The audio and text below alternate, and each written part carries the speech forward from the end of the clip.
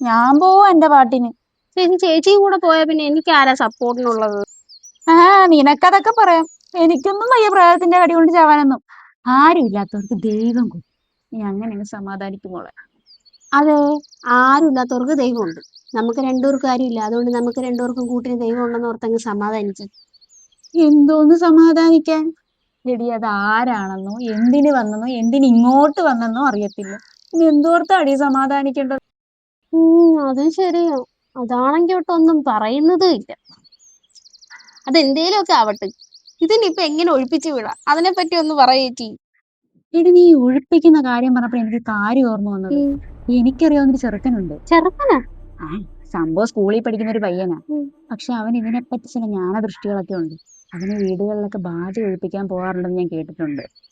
നമുക്ക് അവനെ ഒന്ന് മുട്ടി നോക്കിയാലോ?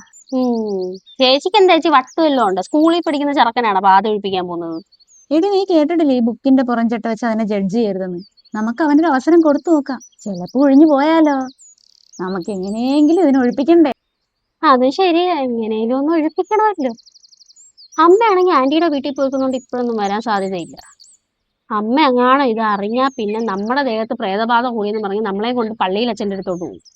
അതുകൊണ്ട് അമ്മ വരുന്നതിന് മുമ്പേ ചെറുക്കനെങ്കിൽ ചെറുക്കൻ ആരെയെന്ന് വെച്ചാൽ പോയി വിളിച്ചോണ്ട് വരാം. ഒന്ന് വാ ഇങ്ങോട്ട്.